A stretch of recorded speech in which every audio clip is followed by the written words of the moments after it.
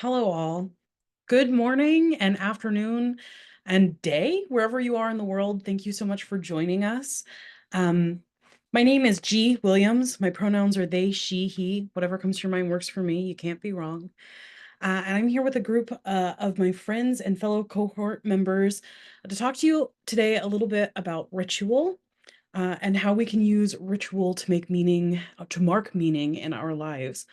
I would like to pass it to some of my friends that are here to introduce themselves and tell a little bit about who they are, how they like to be referred to in this world, what institutions they affiliate themselves with, and a little tiny bit about why they are here and what they're going to be talking to us about today. Just a small note, I just finished my second year of seminary at Star King School for the Ministry.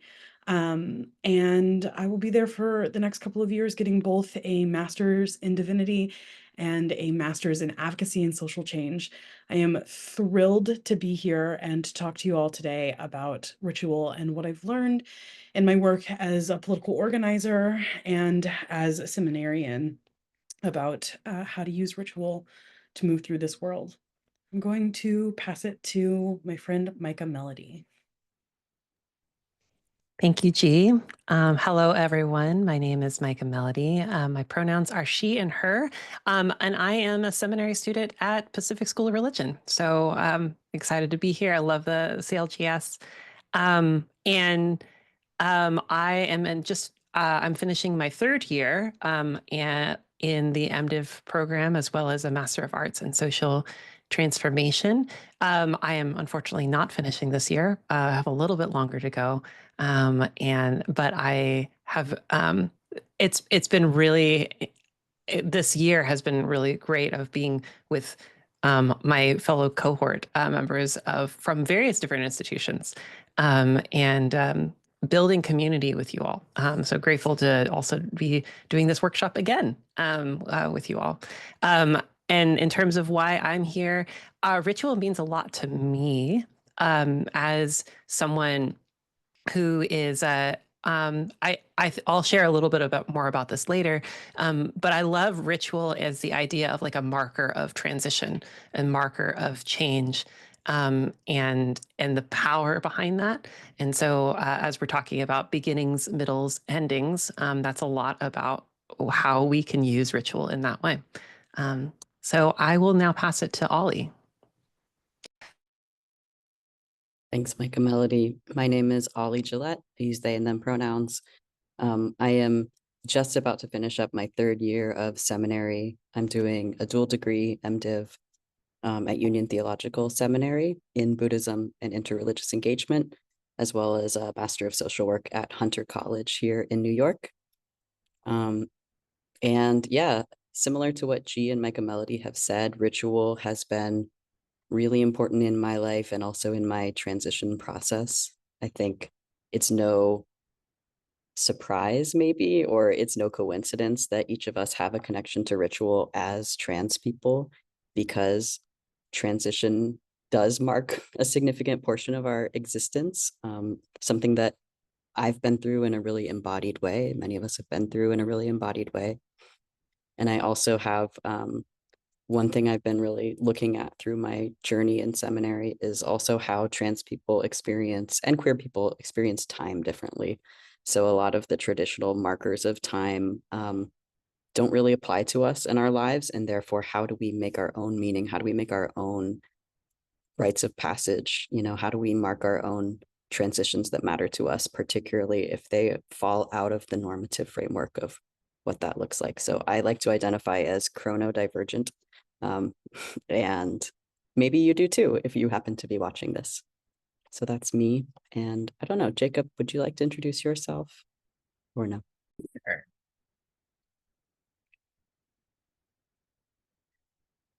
I'm Jacob Hero Shaw, and I'm one of two faculty members for the cohort. And I use he, him pronouns. I'm the senior pastor of the Metropolitan Community Church of Tampa in Tampa, Florida. And I'm also on staff at CLGS. And Angel is with us, but is in an airport. So he said he's going to keep his mic off because it's loud there. But Angel is the other faculty member, and he's listening in. And I just want to say thank you to all the cohort students because you're amazing. Thanks, Jacob. I also want to acknowledge that we have two others who couldn't be here in person.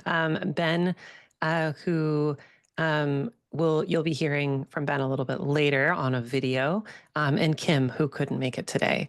And so I want to acknowledge that this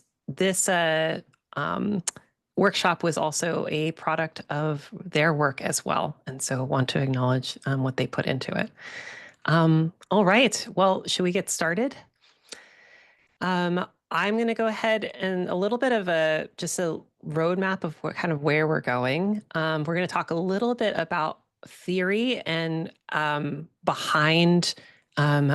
theory behind rituals. So like, what are rituals? Why do we do them?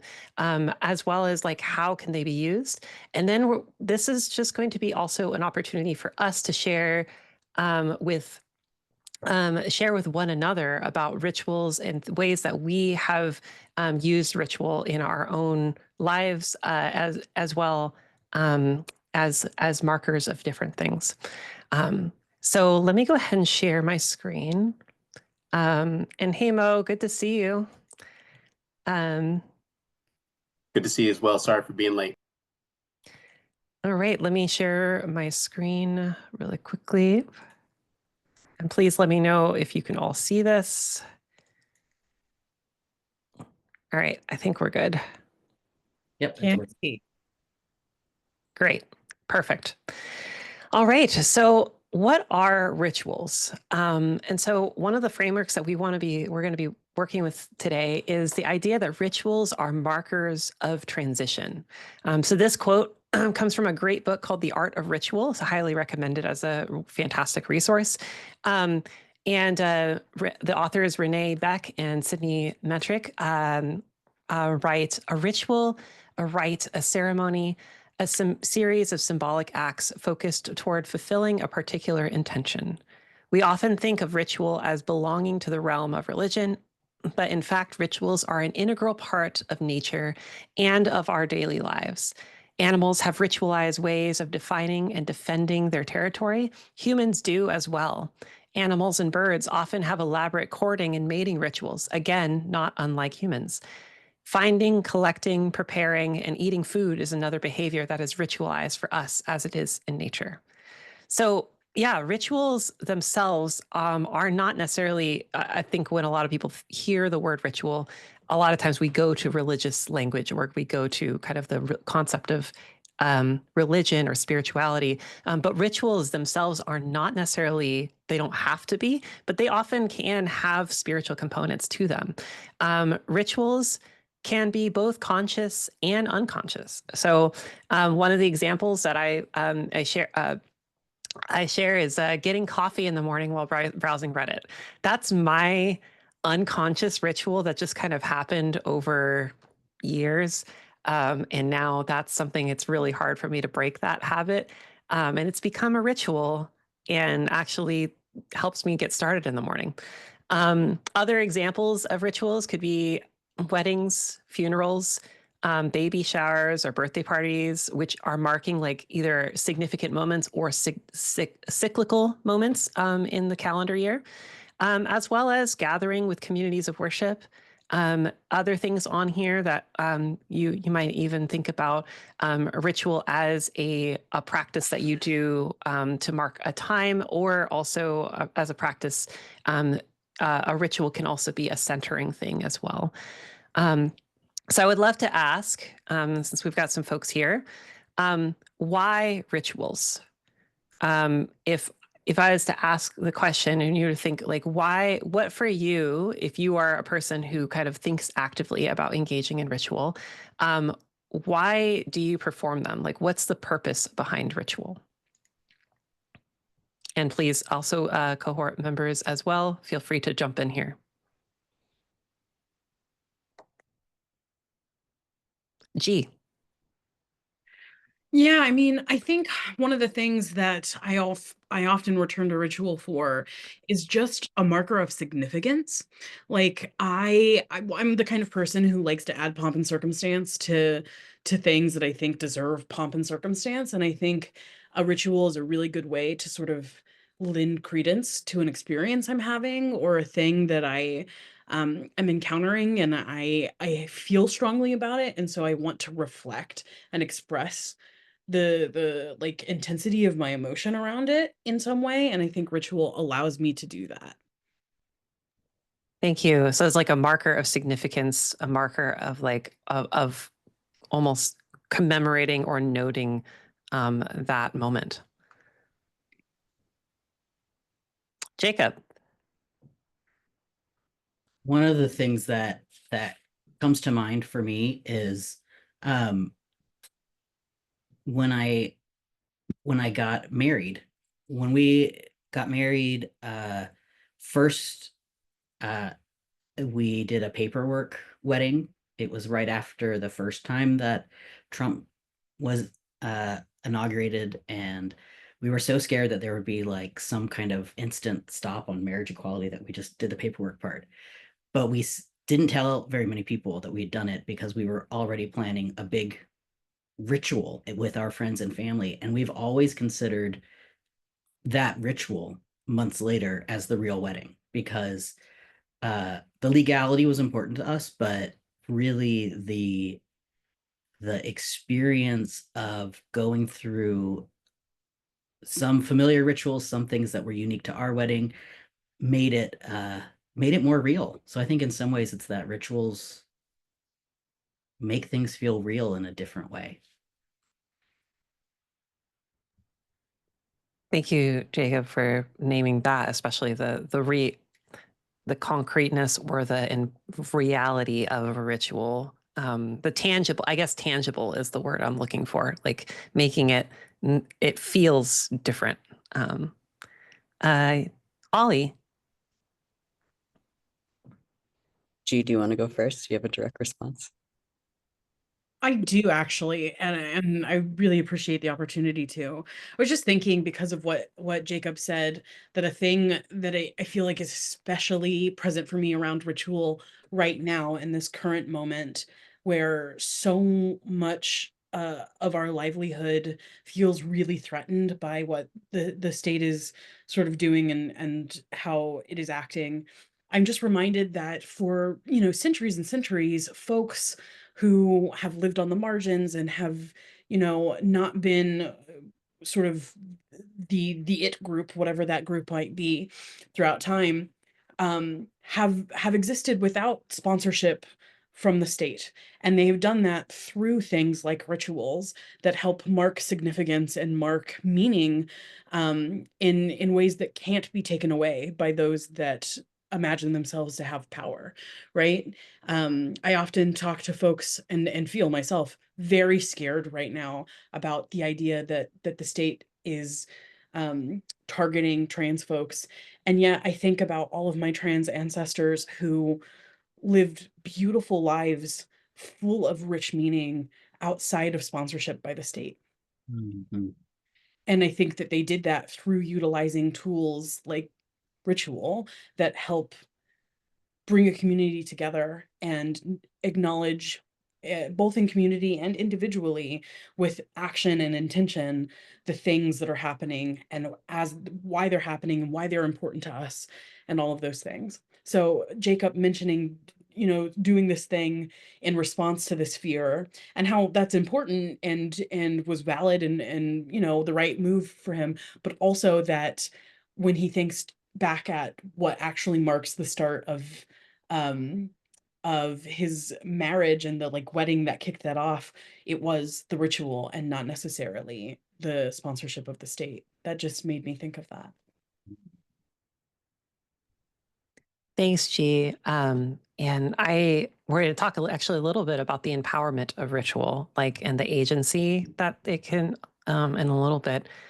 And I love that ritual itself can be, there are ways that it can especially for communities who are outside of normative power structures and who are on the underside of power in that way.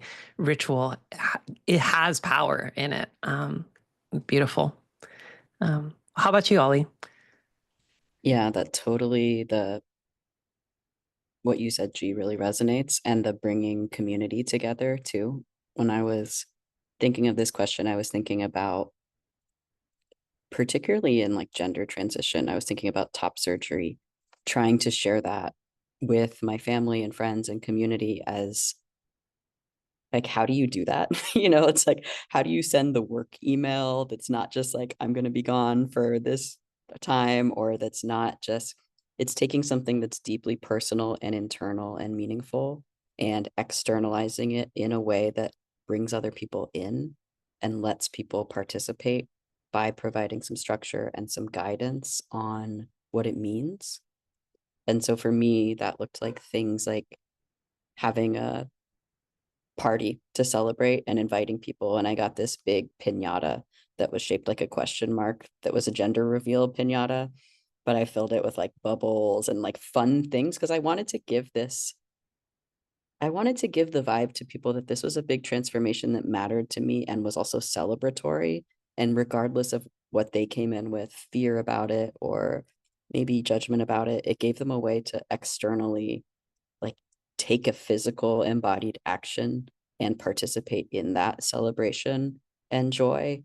And it felt like that just brought people in to my life and to sharing and making this a community, making it an acknowledgement. So an acknowledgement and the community connection and participation and bringing people in. Thanks, Ollie. I love the communal involvement, and that's really powerful. Like, especially you're talking about top surgery or important moments like that. The way that ritual can almost also involve and bind people together in those significant moments too. Thanks for sharing. And Mo. Yes, thank you. First of all, I am sorry for running late. I don't know if folks introduced themselves or not. I would like to make sure that I do that in that context. Mike and I both know each other from being in class together. I am a PSR alum who graduated May of last year. I am also a PSR staff member as the Director of Growth for the PSR Collective. I am a heterosexual, cisgender male and the proud parent of a just this weekend officially announced same-sex loving son who he and his partner have announced their engagement, and we could not be happier for Patrick and for Henry. We love them with all our heart and spent a lovely weekend with them. And I want to give all that context as I say that I sit in this space appreciating that you all are talking about rituals.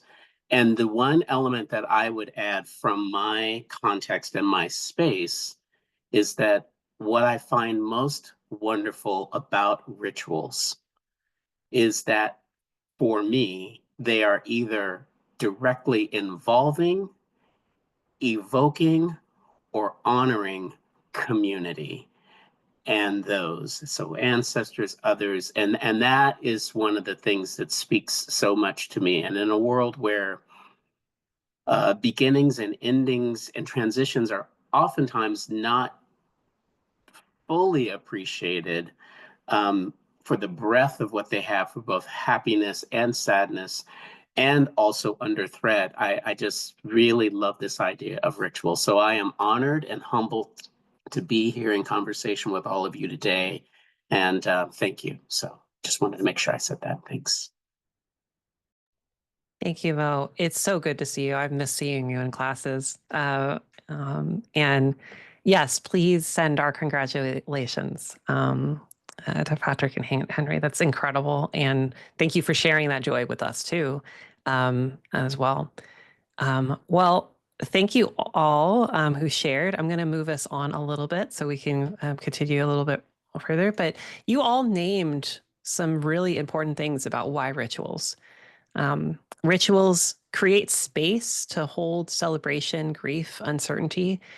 Rituals connect us with others, as you were just talking about, Mo, like with important moments, same with you, Ollie. Rituals empower us through our agency and our intention in moments of transition. Agency is something I love thinking about with ritual, because there is something that we are enabled in, and it empowers us in the action of ritual. Rituals connect us with the divine, the transcendent, the mythological, something bigger than ourselves. Rituals connect us to both past and future. I think, Mo, you kind of touched on that as well, with the idea of connecting us to ancestors, or pulling and having this kind of thorough line to the past and to the future. And rituals have the amazing ability to hold both sides of a contradiction, which is so needed all the time. And especially right now, I feel like, especially thinking about the importance of that in today. Another quote from Beck and Metric: "We are all familiar with the difference in feeling between the empowerment of action and the powerlessness that can follow being acted upon. This is apparent even in the informal rituals that we enact to gain a sense of control over our lives. These are actions like fighting an unfair parking violation and leaving the courtroom feeling fine-free and gratified. Although in a case like this, we are still at the mercy of the machinations of the system, we find that there is opportunity through our own creative response to be more than a powerless victim. The same creativity that brings this option is the foundation of ritual expression, and the kind of power to which one is restored through the use of ritual is nothing less than a return to your own spiritual center, the home of your self-esteem." And so I love this quote because it talks about that agency, the empowerment, G, you were talking about earlier. And so there are many different ways of classifying ritual, to think about ritual. We're not going to go into all of them, but just some things like in anthropology, ritual is talked about in mythic reenactments, rites of life, family rituals. In the art of ritual, Beck and Metric use beginnings, mergings, cycles, endings, and healings as their kind of classification. But regardless of how we classify rituals, rituals help impart new meaning, energy, and connection into significant moments or actions. And so today, the kind of framework that we are talking about is beginnings, things that mark a start to something; endings, where things marking the end of something; and middles, kind of the ambiguous middle space. Sometimes that can be transitions, but also sometimes that could just be the day-to-day that we're, not in just the sense of the everyday, or even the liminal. And so with that, I'm going to pass it over to Ollie. Let me stop sharing my screen really quick, to lead us in a little bit of a conversation around ritual. Yeah, so we've already kind of started this, so thank you to everyone who's already shared. And we'd like to welcome you to share again too, because as Micah Melody already shared, there are so many different types of rituals, from the coffee Reddit in the morning to, the wedding ceremony or the pushback against the state, whatever version. We wanted to open some space and give people a chance to share just a ritual that you engage in. It could be at any of those levels, but something that has some personal meaning to you. And please feel free to share what the ritual is. And if you want to share anything else about how you came to it or what it means to you, we'll also make a little space for that. And I'm going to ask somebody, okay, Jacob, I saw you unmute, so I'm going to let you go first. And then after, if you could call on somebody and invite them to share. This is also obviously totally optional. So if you don't want to share, there's no pressure, but the space is there if you would like to. So one of the rituals, it's not one that I do regularly, but it's one that I had the honor of participating in, and I've always wanted to do it again.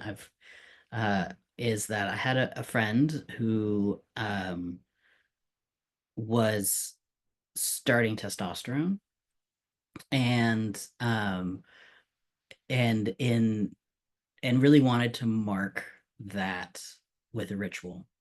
So we, coming from both of us from a Christian context, he went through a series of different steps in as part of the ritual where he told his story of his identity growing up and the changes and the shifts in how he understood himself. And then the ritual ended with me anointing him with oil, but it was with the oil that's used for injections with testosterone. So I just just pulled a little bit of the oil out of the vial, um, and anointed him. And it was really special because it was like from it was, me as a trans person, kind of I felt really connected to sharing something so intimate. Like this is the thing that has helped me become much more comfortable in who I am, and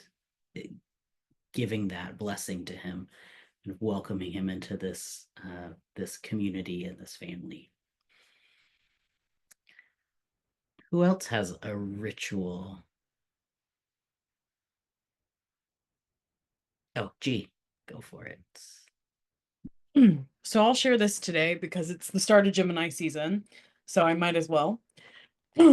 Every year for the past 6 or 7 years, for the start of Gemini season, I have published a creative photo shoot, like marking a year's past, and honestly to celebrate the start of the season of my sun sign, which is Gemini.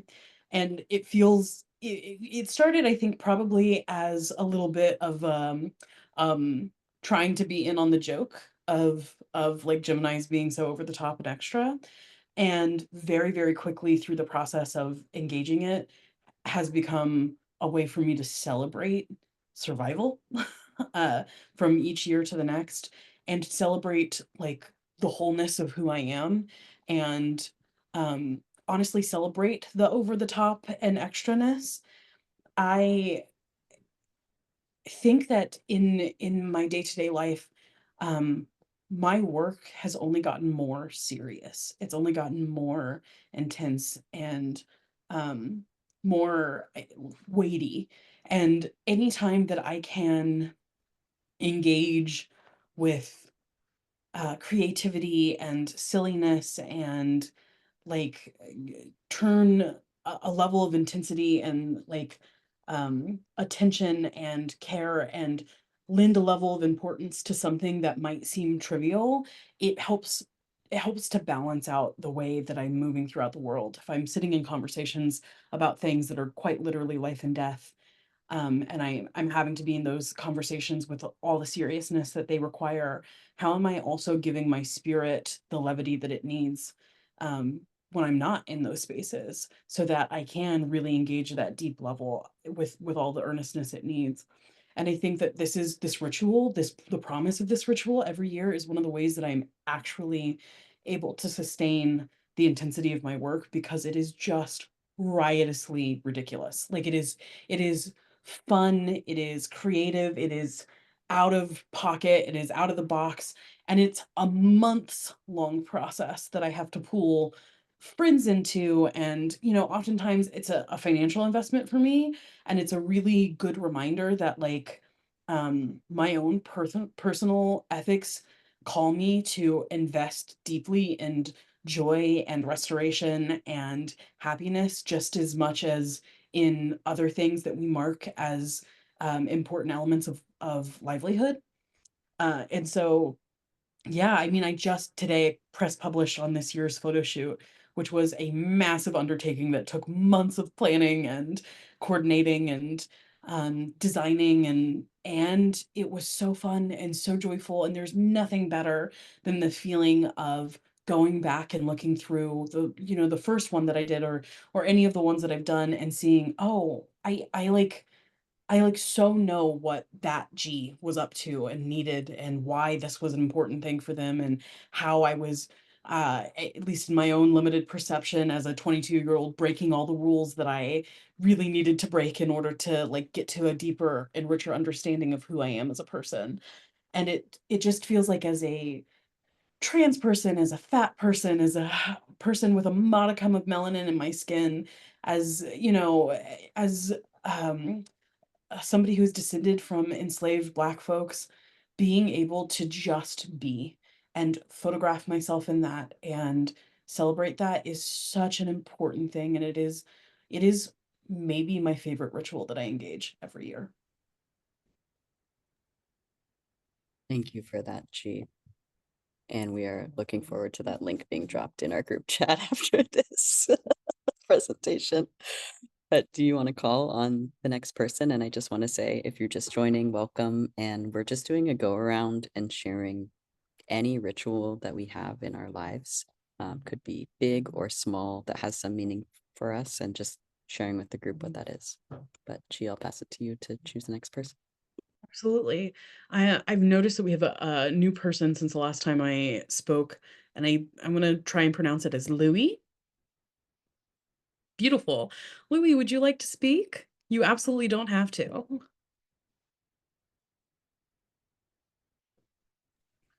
Good afternoon, everyone.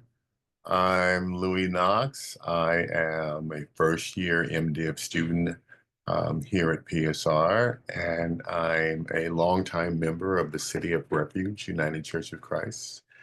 And so I came on board to be an ally because that's what we do. I just love PSR for its diversity and its commitment to diversity. And so whenever I can show up, I see my friend Mo there. What's happening, brother? I want to be that. Rituals. Wow, so many rituals, right? So many rituals. So one of my rituals is to reach out to students who are on the screen. So I'm an in-person student, and over the last 2 semesters, I've made it a point to reach out to classmates that are on the screen coming in from different places, be they other places in California, a couple of people in Canada, I have students going to Africa, and I keep those lines of communications open because I have found that PSR is my mom in Gilead. It is the thing that is keeping me sort of sane while we deal with this insane world. And so being able to support each other, not just for the people in the room. And then I make pilgrimage. So I've been to Sacramento, I'm going to Arizona, going down to San Diego just to hang out with classmates, and have invited folks here. So that's become a ritual of mine because it keeps me connected.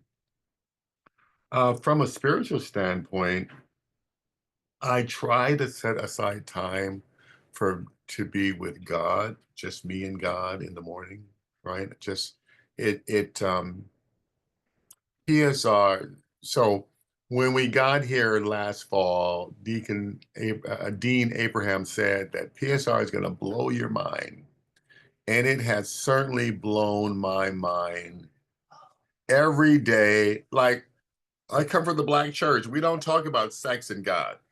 Well, maybe in the moment of orgasm, but then that's probably the only time we actually talk about sex and God. And so when my professor, Dr. Ish, said, God created sex. Now I'm a very aged person. I had never thought about that. That is not a concept that I've ever been in my head, because I realized that so much of our lives that we've lived has been damaging, and that life is more about unlearning things than learning new things.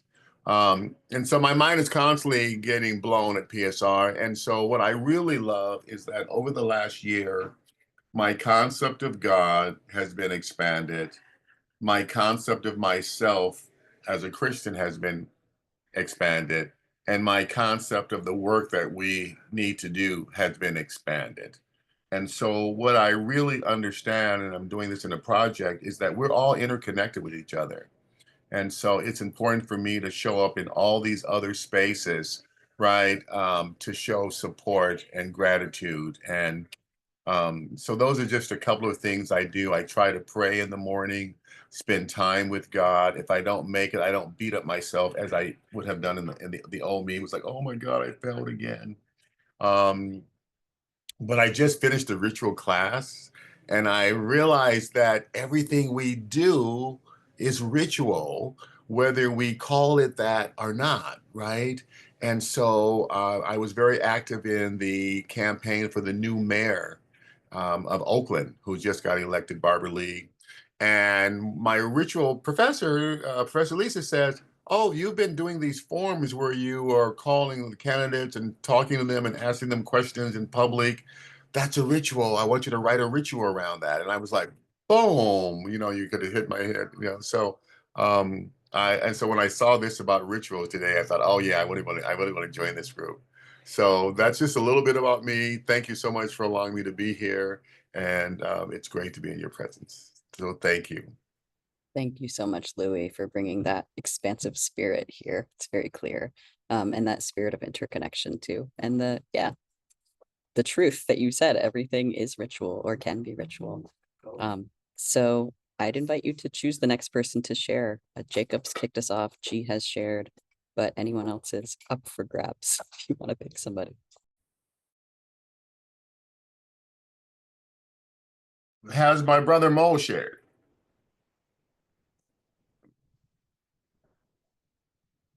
Hi, Jake. I did, thank you. And I'm going to make sure that I make space for others to be able to do as well. And I am placing in the chat a link to a ritual that I have done. And I was really excited to have fellow classmates join me. So the very short is, when I started at PSR for Reverend Dorsey Blake's class on transformative leadership, my final project was a playlist because I mark time through music. And so that was very personal. And I created one for every semester I was in school, but there was a intercession course in spring of 2023 where the entire group got involved. So I'm placing that link to that playlist that was a truly group effort of everyone doing that, inspired by our beloved professor, hold on. I am just completely missing it. Anyway, I'll put it in this link. There you go. I pass it on to somebody else. Please, y'all share. There you go. Thank you, thank you, thank you. Micah. Thank you. Mo, I'm looking forward to looking at that playlist. As we're talking about ritual, yeah, everything is ritual. One of the things for me, so I am as a trans woman, I started my medical transition in December of 2020, and the day which I started hormones is a ritualized day for me, December 20th of 2020. And each day it comes around, I mark it because that is a very significant moment for me, as well as, and this actually shifts little, depending on how I'm doing. Sometimes I'm not as intentional and present with it, but especially early on in my transition, I actually taking hormones, the pills that I take, I would kind of pause meditatively as I do it. And that moment of intentionality is kind of recognizing this is something I'm stepping into fully for myself. And it's an everyday thing because I take pills at least once a day. If I don't forget the morning, I take, do it always a night. And that has been a way of taking that breath for me and recognizing the way that I am co-creating my body, and that I have the ability to do that and to actually express that gratitude for my ability to do that, as well as recognizing and knowing that there are so many barriers for others that don't get to do that. And so holding that space has been a daily ritual for me for going on, it's crazy, going on 5 years now. So that both in the kind of cyclical time of the year, but also on the day. And that has been a moment of peace, of grounding, and also empowerment. So I would like to pass it, if Reginald, I see you're on the call. If you would like to share, no worries if you would, if not.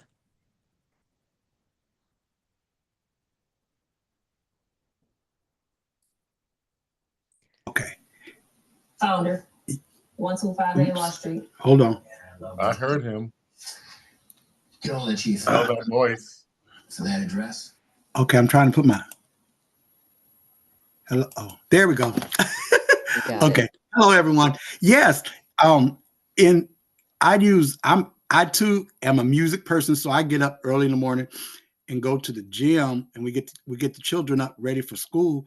But I have my own little music that I put together. I call it my morning manna music, and that's what I do in the morning. I do my morning manna, and I have a 5-minute gratitude journal that I got, and I do that in the morning, and just start those rituals in the morning, and it just becomes automatic for me. And it does. And I didn't at first, I didn't think, but now I see the difference that when I look back, I see the difference that it makes in my morning, not only going to the gym, but it still gives me, it kind of settles your mind. It settles your mind, and it just gives you a chance to really just go through the day and be kind of stress-free as much as you can. So that's what I like. I think ritual is so important to a part of our lives. And plus it gives us an accountability to ourselves and to our minds. And I think that is so important in our daily life. So that's how I do mine. Beautiful. Thank you for sharing that. And thank you for bringing in the idea of accountability too. I think that's beautiful and really important.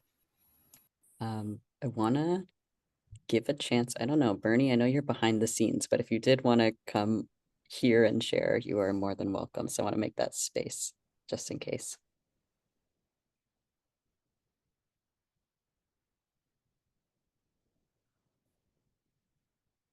Now I'm unmuted. I'm sorry, I'm toggling between a couple of different things, but paying attention. For me, I think about my own life and the privilege I have with my partner Brian of being, parent to 3 children and grandparent to 10 children. And now that I'm on the East Coast and during the spring semesters, I love being a part of the rituals that children and young people create. And I'm thinking in particular of our grandchild, David, who's had some real significant struggles this past year. And being in an open house with them and the way in which, David spoke about being an artist in the world and ritualizing the art that they've created and shared it. So I come from a deep Catholic background, very progressive. And for me, ritual has always been an important part of being a person and being a queer person. And I've really enjoyed and valued the way in which all of you have spoken about ritual in daily life. And I think for me, I think about my life as one of stumblingly enacting ritual, whether that's, like you, Reginald or Lewis, talking about daily things that we do in life. And especially in this time of living in a governmental system that is so repressive. And it too causes me, as you mentioned, G, real concern and fear.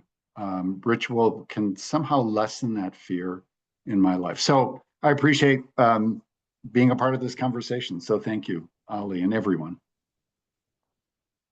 Thank you so much. And we're actually coming up on time, amazingly.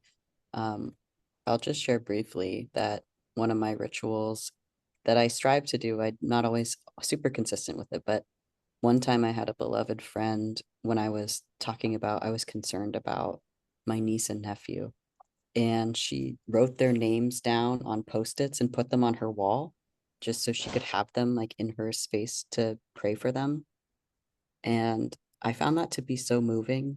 And there's also in the Zen Buddhist tradition, a lot of times in the ceremony, on a weekly basis, the one I used to attend, there'd be a sick list or a list of people who had passed away recently. And their names are read off every single service out loud. The people that you're kind of elevating or lifting or keeping in your thoughts and prayers and intentions. And so I found also with my own executive functioning issues, neurodivergent stuff, it's been really helpful. I just have a notebook that is specifically my own prayer list. It's my sick list. It's my people who are suffering or could use a little bit of intention or love.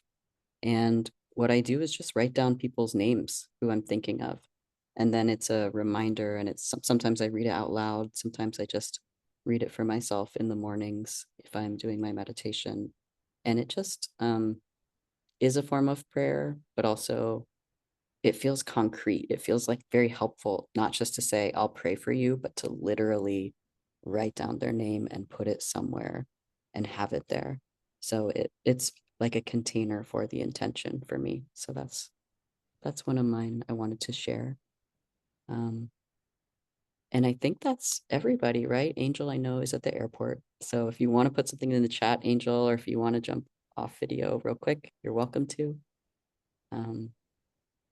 But otherwise, I think we'll move now to sharing Ben, who is part of our Trans Seminarian Leadership Cohort, who can't be here today, but he actually created a ritual planning template that we're going to offer to you all as an offering, as something that you can use when you're thinking about ritual. And he's made a video sharing about that.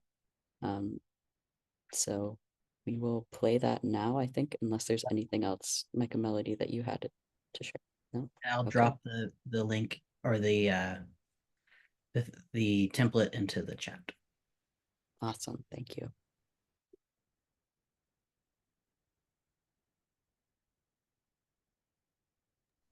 And Jacob, are you able to play the video? I don't have it pulled up quite yet. Is it showing? It is showing. Oh, okay.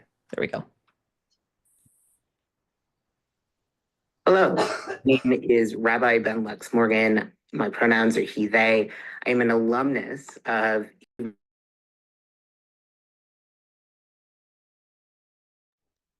Oh, the sound. Sorry, I think, yeah, the sound muted.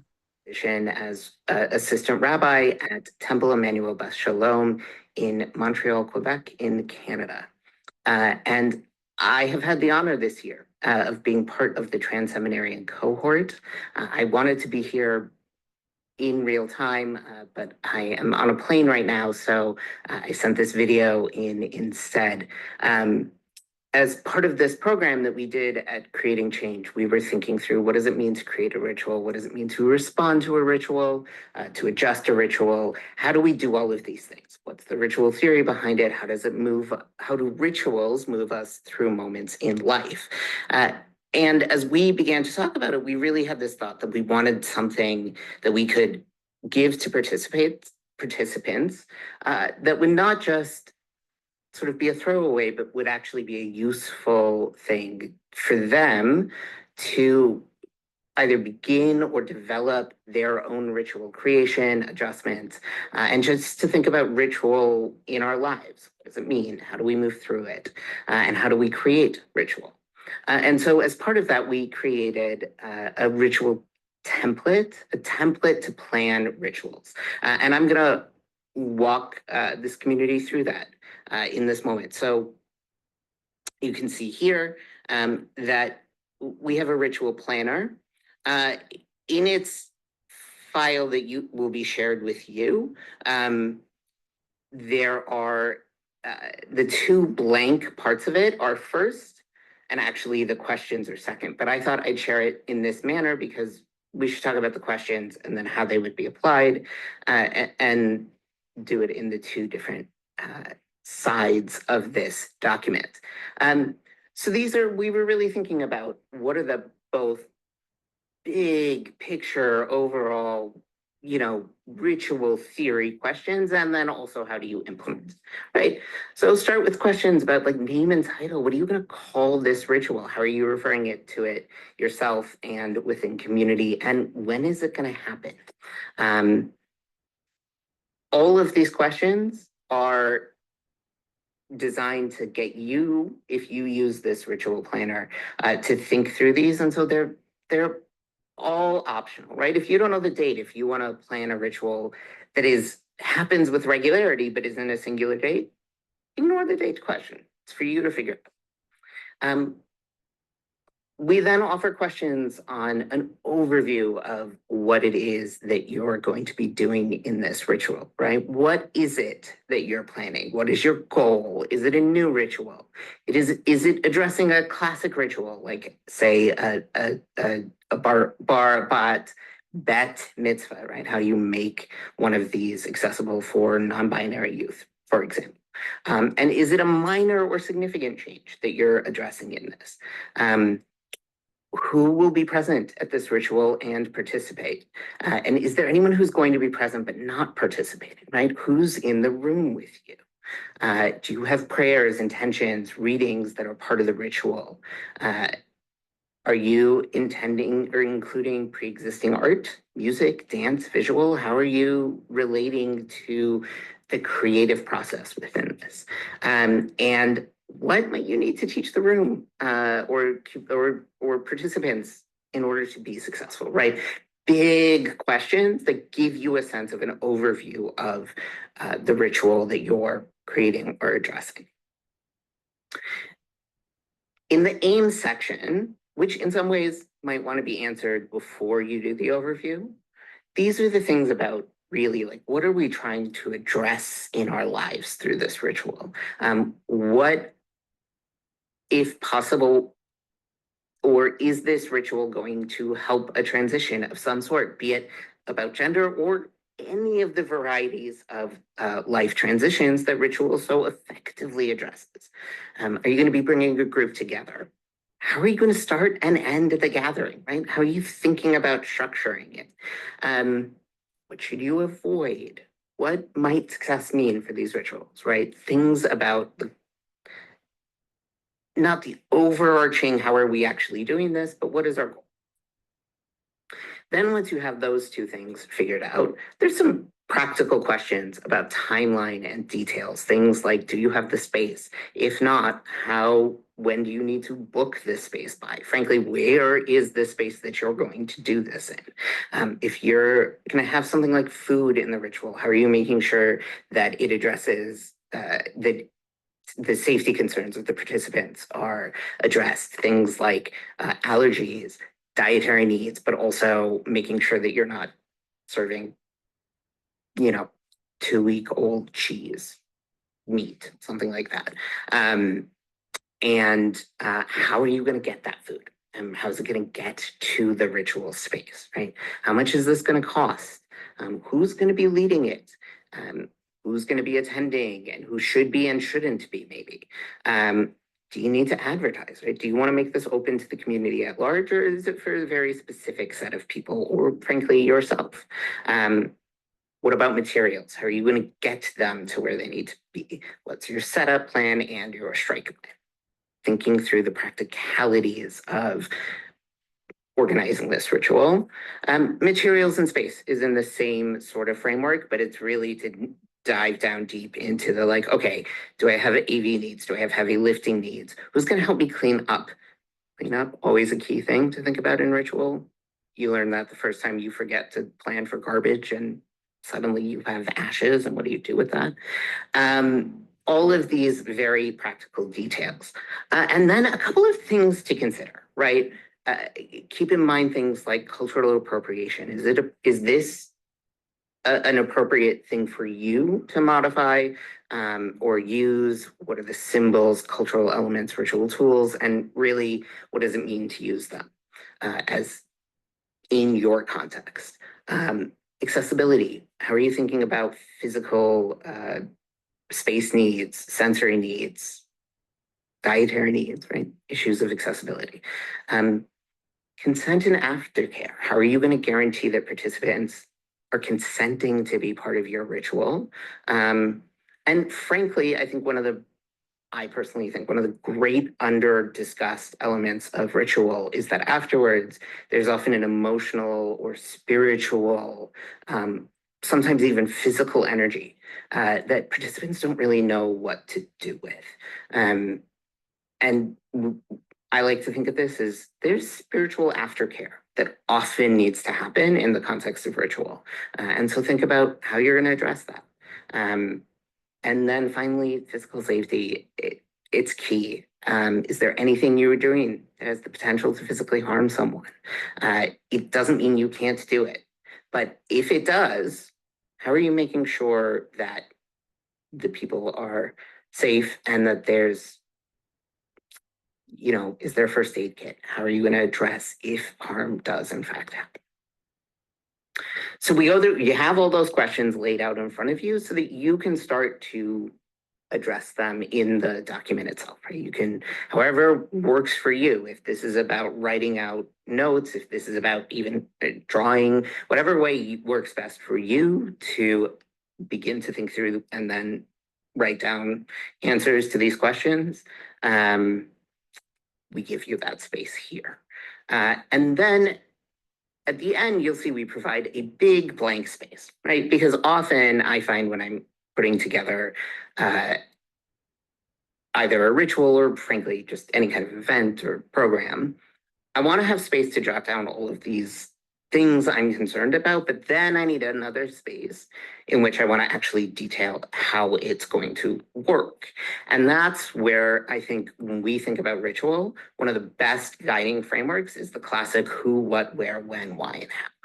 And so this is the second page of the ritual planner because it gives you space after you've started to think through aims and things like that for you to then really outline things like, okay, who's leading? I've got my answer, right? Who's invited?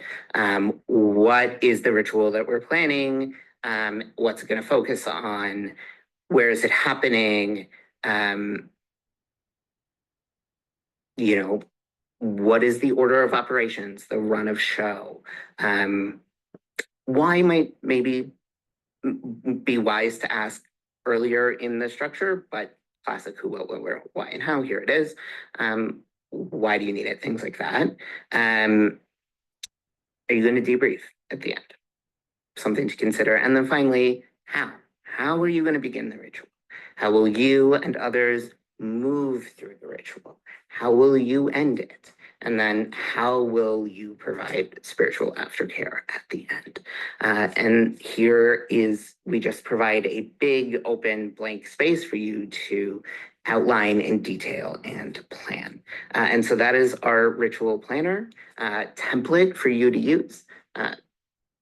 Thank you for being present with us today. And may you have just wondrous experiences in creating and being in ritual to mark the transitions of your life, whatever they are. Thanks so much. Have a good day. Bye.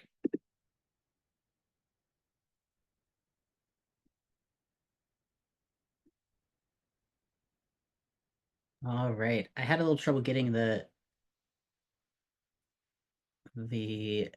thing up into the chat, so I'm going to try it again. Jacob, while you do that, I'm just going to ask everybody here if they wouldn't mind taking a deep breath with me as we come to the close of this recording and of our time together here. Ben sharing that with you all was sort of our way of saying this was a beautiful time together. I think you all have brilliant ideas about how we can use ritual in our daily lives and as tools for our own collective liberation in every way that you can imagine that. Here is a tool that we've created so that you all might do that and share with your communities the beautiful blessings of ritual and what they mean to us and how they mean different things to each of us and how we can use that to sort of strengthen our bonds with our communities and live through this absolutely banana sandwich world that we're living in right now. So I'm going to take a deep breath in. I'm going to plant my feet firmly on the ground, and I'm going to make my body as comfortable as possible. And I am just for a moment going to hum. And if you feel the spirit move through you, feel free to unmute and hum with me. Mm. Mm. Mm. Mm.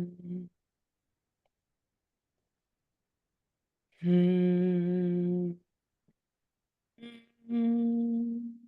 Mm. Thank you. Thank you. Thank you for your presence and your devotion of attention. It was both blessed and a great blessing.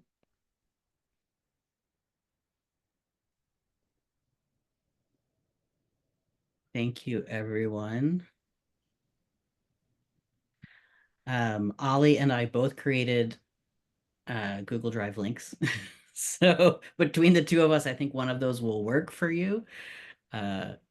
Were people able to access the ritual guide? Okay, great. They both work. Oh, great. We access it twice. I was about to drop in my own link. So, well, you know, thank you for I covering don't want it. to limit you and your link sharing. So Third time's the charm. No, I got both too. great. Well,